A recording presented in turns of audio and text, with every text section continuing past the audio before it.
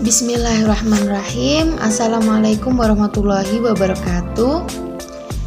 Kami dari kelompok 12 ingin mempresentasikan hasil dari diskusi kami yang berjudul Pemanufakturan Just in Time, yang beranggotakan dari 3 orang.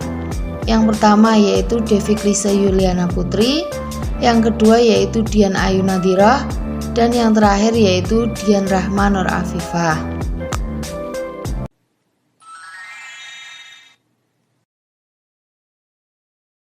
Filosofi dan definisi JIT.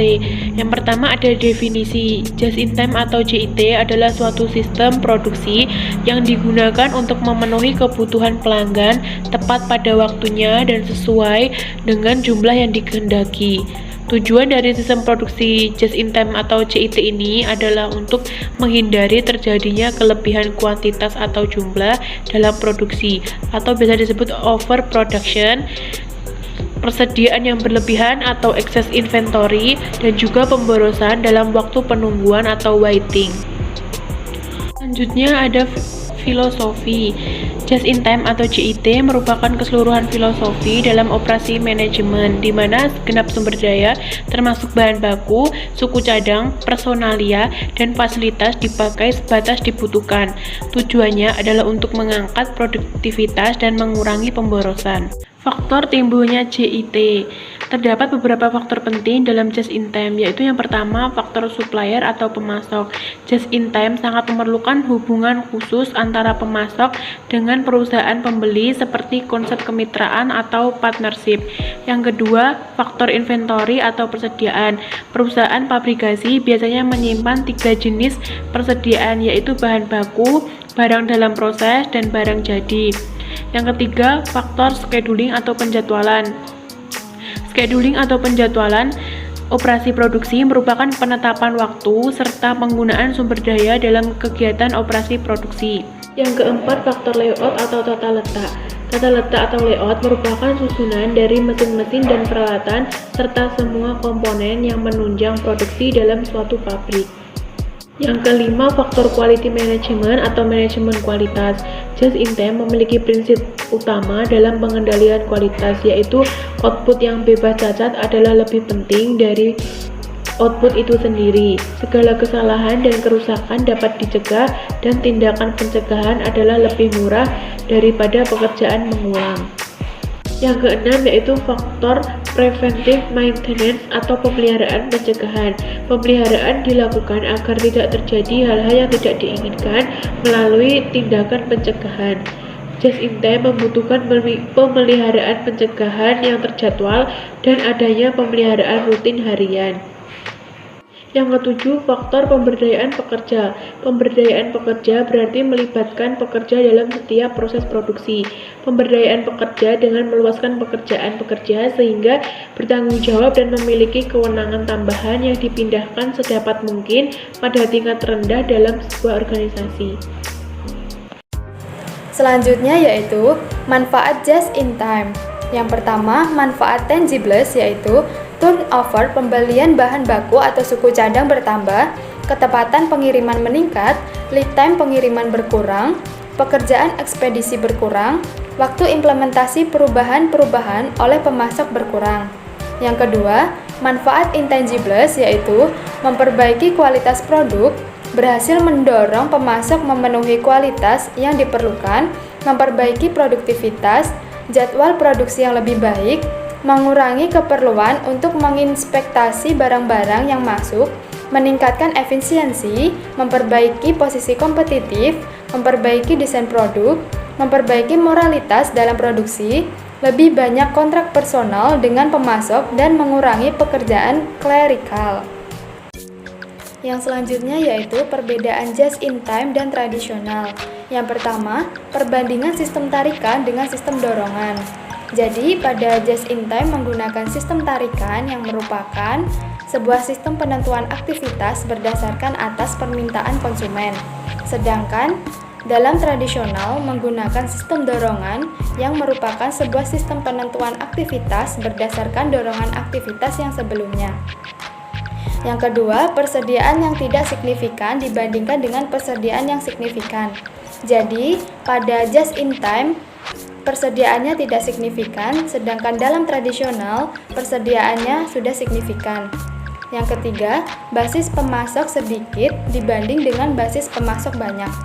Jadi pada just in time basis pemasoknya masih tergolong sedikit, sedangkan dalam tradisional basis pemasoknya sudah tergolong banyak. Yang keempat, kontrak jangka panjang pemasok dibanding dengan kontrak jangka pendek pemasok. Jadi, just in time menggunakan kontrak jangka panjang dengan beberapa pemasoknya guna membangun hubungan baik yang saling menguntungkan. Sedangkan dalam sistem tradisional merupakan kontrak-kontrak jangka pendek dengan banyak pemasok, sehingga untuk memperoleh harga yang murah harus dibeli atau diperjualkan dalam jumlah yang banyak. Yang kelima, pemanufakturan berstruktur seluler dibanding dengan struktur departemen. Dalam just in time biasanya menggunakan struktur seluler, yaitu pengelompokan mesin-mesin dalam satu keluarga secara berurutan yang masuk ke dalam struktur kemiringan. Sedangkan untuk sistem tradisional biasanya menggunakan struktur departemen, yaitu sebuah struktur dengan pengolahan produk yang melalui beberapa departemen produksi sesuai dengan tahapan dan memerlukan beberapa departemen jasa yang memasok jasa bagi departemen produksi. Yang keenam, karyawan berkeahlian ganda dibanding karyawan terspesialisasi. Jadi, dalam just in time, karyawannya lebih diutamakan yang berkeahlian ganda, sedangkan dalam tradisional lebih mengutamakan karyawan yang terspesialisasi. Yang ketujuh, jasa terdesentralisasi dibanding dengan jasa tersentralisasi. Jadi dalam just in time menggunakan jasa terdesentralisasi, sedangkan pada tradisional menggunakan jasa tersentralisasi. Yang kedelapan, keterlibatan karyawan tinggi dibanding dengan keterlibatan karyawan rendah. Jadi dalam just in time, keterlibatan karyawan terbilang cukup tinggi dibanding dengan tradisional yang keterlibatan karyawannya terbilang cukup rendah. Yang kesembilan, gaya manajemen sebagai penyedia fasilitas dibanding dengan gaya manajemen pemberi perintah. Jadi, pada just in time, gaya manajemennya sebagai penyedia fasilitas dibanding dengan tradisional dengan gaya manajemen pemberi perintah. Yang ke-10 yaitu Total Quality Control atau TQC atau dominasi penelusuran langsung dibanding dengan Acceptable Quality Level atau AQL atau dominasi penelusuran secara bergerak. Jadi pada sistem just in time membutuhkan tekanan yang lebih kuat pada pengendalian mutu, sehingga dalam sistem ini memerlukan TQC yang merupakan pendekatan pengendalian mutu yang mencangkup seluruh usaha secara berkesinambungan dan tiada akhir guna untuk menyempurnakan mutu agar tercapai kerusakan nol atau terbebas dari kerusakan. Sedangkan dalam sistem tradisional menggunakan pendekatan AQL atau Acceptable Quality Level. Yang selanjutnya yaitu hubungan antara just in time dengan total quality management. Just in time itu mensyaratkan semua departemen dapat menanggapi kebutuhan. Apabila departemen produksi menggunakan just in time atau melaksanakannya, sedangkan pada organisasinya itu tidak melaksanakan total quality management, maka personil departemen itu akan menghadapi hambatan yang besar. Just in time itu juga mensyaratkan perubahan, sehingga sering timbul penolakan dari Departemen Keuangan yang memiliki komitmen untuk berubah. Karena perubahan perbaikan secara terus-menerus itu selalu beriringan dengan total quality management. Demikianlah mengapa total quality management dan just in time itu saling berhubungan. Demikian presentasi dari kami, ada kurang lebihnya kami mohon maaf. Wassalamualaikum warahmatullahi wabarakatuh.